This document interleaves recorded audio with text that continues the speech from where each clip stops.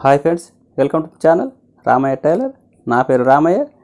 Friends, ఈరోజు వీడియోలో నిన్నటి వీడియోలో మనం నార్మల్ బ్లౌజ్ తోటి మనకు బోట్ నెక్ కటింగ్ చేసుకున్న తర్వాత ఫ్రంట్ పార్ట్ని నార్మల్ బ్లౌజ్గా ఏ విధంగా మనం కటింగ్ నేర్చుకున్నాం ఫ్రెండ్స్. మనం ఈరోజు ఫ్రెండ్స్ చేతులు ఎలా కట్ చేసుకోవాలా హ్యాండ్స్ని అనేది ఇప్పుడు మనం చూద్దామండి.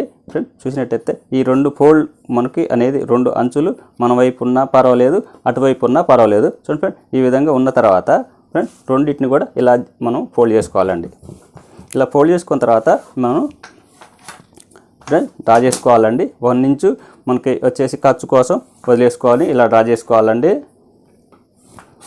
డ్రా చేసుకున్న తర్వాత ఫ్రెండ్స్ ఇప్పుడు మనం ఈ బ్లౌజ్కి ఈ చేయి పొడుగు 10 ఇంచులన్నర ఉన్నది ఫ్రెండ్స్ మనకి.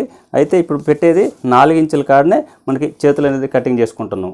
4 ఇంచుల కాడ మనం కట్ చేసుకోవాలంటే ఇక్కడ లూజ్ ఎంత ఉన్నదో అనేది ఒకసారి చెక్ చేసుకోవాలండి ఫ్రెండ్స్. మనం చూసినట్టయితే 4 ఇంచుల పొడుగు అనేది ఇట్లా చూసుకున్నట్టయితే ఇక్కడికి వచ్చింది.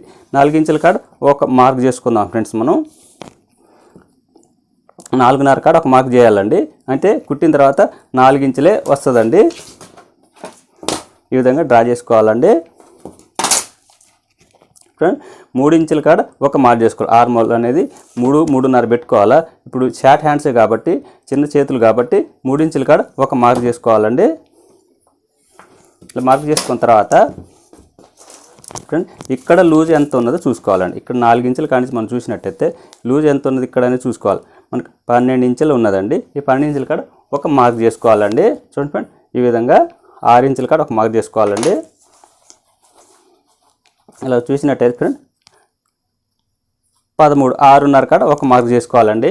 ఈ చంక రౌండ్ కింద భాగంలో హై లూజ్ అంటారు దీన్ని. ఇలా మార్క్ చేసుకోవాలండి. ఆ తర్వాత మనకు 15 ఇంచులు రావాలంటే ఇప్పుడు 7 ఇంచులు కోసుకున్నట్టే చూడండి ఫ్రెండ్, చాలా ఈజీగా 15 ఇంచులు వచ్చేసింది. మనకి ఎక్కువ తక్కువ అనేది ఏం పెట్టుకోకుండా మనం మార్క్ అనేది చేసుకున్నట్టయితే కొంచెం అటే పోయినట్టయితే చంక అనేది ఎక్కువ అయిపోతుంది. అలా కాకుండా మనం మామూలుగానే ఎలా ఉన్నదో అలాగనే పెట్టుకున్నట్టయితే మనం 15 ఇంచులు వచ్చే విధంగానే చాలా పర్ఫెక్ట్గా వచ్చేస్తుందండి.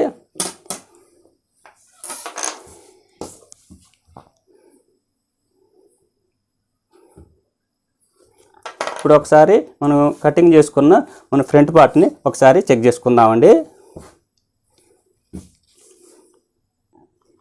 ఫ్రెండ్, మనం ఇలా ఖర్చు కోసం వదిలేసుకున్న తర్వాత ఇలా పట్టుకొని మార్క్ చేసుకోవాలండి. ఇలా చూసుకోవాలండి. చూసినట్టు చూడండి ఫ్రెండ్, మనకి ఎక్కడికి రావాలో అక్కడికే వచ్చేసిందండి. కటింగ్ చేసుకుందామండి.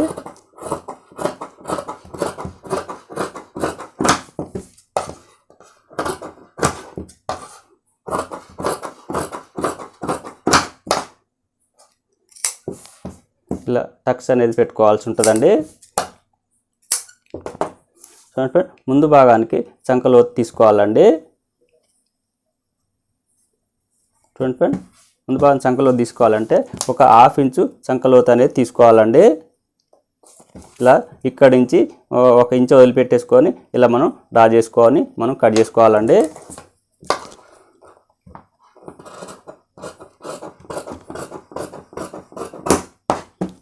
ఈ విధంగా కట్ చేసుకున్నట్టయితే ఇది ముందు మనకి ఒక చిన్న టక్స్ ఇలా పెట్టుకోవాలండి.